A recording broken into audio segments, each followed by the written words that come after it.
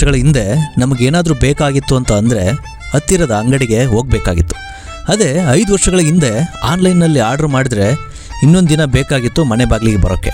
ಆದರೆ ಇಂದು ನೀವು ಸ್ನಾನಕ್ಕೆ ಹೋಗಿ ಬರೋಷ್ಟರಲ್ಲಿ ನಿಮ್ಮ ಮನೆ ಬಾಗಿಲಿಗೆ ದಿನಸಿ ಸಾಮಾನುಗಳು ಬಂದಿರ್ತವೆ.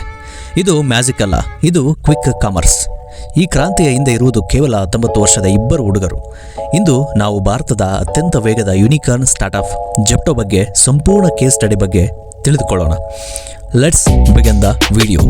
आंख झपकी और सामान हाजिर। जेप्टो हूँ मैं। ग्रोसरी और डेली यूज का सब सामान मिनटों में लाता हूँ। ना लंबी लाइन, ना इंतजार, सब कुछ सीधे तेरे घर। स्पीड मेरी ताकत है और टाइम मेरा खेल। तुझे जरूरत पड़ी और मैं पहुँच गया, इतना सिंपल। याद रख, जेप्टो मतलब इंस्टेंट काम। ಈ ಕತೆ ಶುರುವಾಗುವುದು ಅದಿತ್ ಪಲಿಚಾ ಮತ್ತು ಕೈವಲ್ಯ ಇವರಿಂದ. ಇವರಿಬ್ಬರು ಬಾಲ್ಯದ ಗೆಳೆಯರು. ದುಬೈನಲ್ಲಿ ಬೆಳೆದ ಇವರು ಮುಂದೆ ಅಮೆರಿಕದ ಪ್ರತಿಷ್ಠಿತ ಸ್ಟ್ಯಾನ್ಫೋರ್ಡ್ ಯೂನಿವರ್ಸಿಟಿಯಲ್ಲಿ ಕಂಪ್ಯೂಟರ್ ಸೈನ್ಸ್ ಸೀಟ್ನ ಪಡಿತಾರೆ. ಆದರೆ ಇವರ ತಲೆಯಲ್ಲಿ ಬೇರೆದೇ ಓಡ್ತಾ ಇತ್ತು. 2020ರಲ್ಲಿ ಭಾರತಕ್ಕೆ ರಜೆಗೆ ಬಂದಾಗ ಲಾಕ್ಡೌನ್ ಘೋಷಣೆ ಆಗಿತ್ತು. ಮುಂಬೈನ ಮನೆಯಲ್ಲಿ ಕುಳಿತಿದ್ದ ಇವರಿಗೆ ಒಂದು ದೊಡ್ಡ ಸಮಸ್ಯೆ ಎದುರಾಯಿತು. ಅಕ್ಕಪಕ್ಕದ ಅಂಗಡಿಗಳು ಮುಚ್ಚಿದ್ದವು. ಆನ್ಲೈನ್ ಡೆಲಿವರಿ 2-3 ದಿನ ತಗೊಂತಾ ಇತ್ತು. ಇದೇ ಸಮಯದಲ್ಲಿ ಇವರಿಗನಿಸಿದ್ದು, ನಾವು ಸಾವಿರಾರು ಮೈಲಿ ದೂರದ ಅಮೆರಿಕಕ್ಕೆ ಹೋಗಿ ಓದುವುದಕ್ಕಿಂತ ಇಲ್ಲಿರುವ ಕೋಟ್ಯಾಂತರ ಜನರ ಸಮಸ್ಯೆಗೆ ಪರಿಹಾರ ಯಾಕೆ ಹುಡುಕಬಾರ್ದು ಅಂತ. ಅವಾಗ ಬಂದಿತ್ತು ನೋಡಿ. ಇಬ್ಬರು ಸ್ಟ್ಯಾನ್ಫೋರ್ಡ್ಗೆ ಗುಡ್ ಬೈ ಹೇಳಿ ಭಾರತದಲ್ಲೇ ಉಳ್ಕೊಳ್ತಾರೆ. ಆರಂಭದಲ್ಲಿ ಇವರು ಕಿರಣ್ ಕಾಟ್ ಅಂತ ಹೇಳಿ ಒಂದು ಆ್ಯಪ್ನ ಶುರು ಮಾಡ್ತಾರೆ. ಇದು ಹತ್ತಿರದ ಅಂಗಡಿಗಳಿಂದ ಸಾಮಾನು ತಲುಪಿಸುವ ಕೆಲಸ ಮಾಡ್ತಾ ಇತ್ತು.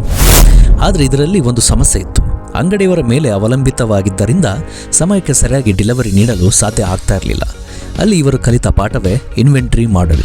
ಅಂದರೆ ನಾವೇ ಸಾಮಾನುಗಳನ್ನು ಸ್ಟಾಕ್ ಮಾಡಿಕೊಂಡು ನಾವೇ ಡೆಲಿವರಿ ಮಾಡಬೇಕು. ಹಾಗೆ ಹುಟ್ಟಿದ್ದೆ ಜೆಪ್ಟೋ ಸೆಕೆಂಡ್, ಅಂದರೆ ಅತ್ಯಂತ ಚಿಕ್ಕ ಕಾಲಾವಧಿ ಅಂದರ್ಥ.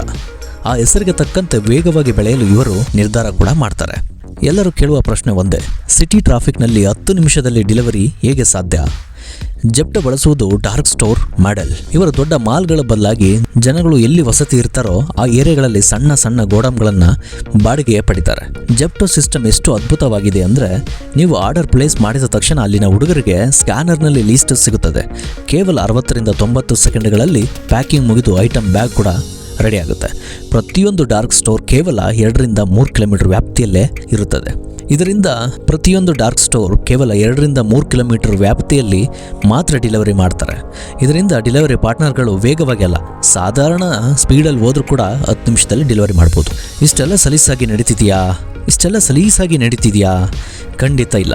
ಪ್ರತಿ ಆರ್ಡರ್ ಮೇಲೂ ಕೂಡ ಲಾಭ ಮಾಡುವುದು ದೊಡ್ಡ ಸವಾಲು. ಜೆಪ್ಟೋ ಮೊದಲು ಭಾರಿ ನಷ್ಟನ ಅನುಭವಿಸಿತು. ಆದರೆ ಅವರ ಕಾರ್ಯಕ್ಷಮತೆ ಕಂಡು ಹೂಡಿಕೆದಾರರು ಶತಕೋಟಿ ಹಣನ ಹೂಡಿಕೆ ಮಾಡ್ತಾರೆ. ಇಂದು ಜೆಪ್ಟೋ ಕೇವಲ ದಿನಸಿ ಮಾತ್ರವಲ್ಲದೆ ಎಲೆಕ್ಟ್ರಾನಿಕ್ಸ್, ಉಡುಗೊರೆಗಳು ಮತ್ತು ಕಾಫಿಯನ್ನು ಕೂಡ ಡೆಲಿವರಿ ಮಾಡ್ತಾರೆ. ಬ್ಲಿಂಕಿಟ್ ಮತ್ತು ಸ್ವಿಗ್ಗಿ, ಇನ್ಸ್ಟಾಮಾರ್ಟ್ಗಳಿಗೆ ಇವರು ನಡುಕನೆ ಹುಟ್ಟಿಸಿದ್ದಾರೆ. One of the leading competitor ಆಗಿ ಬೆಳೀತಾ ಇದ್ದಾರೆ.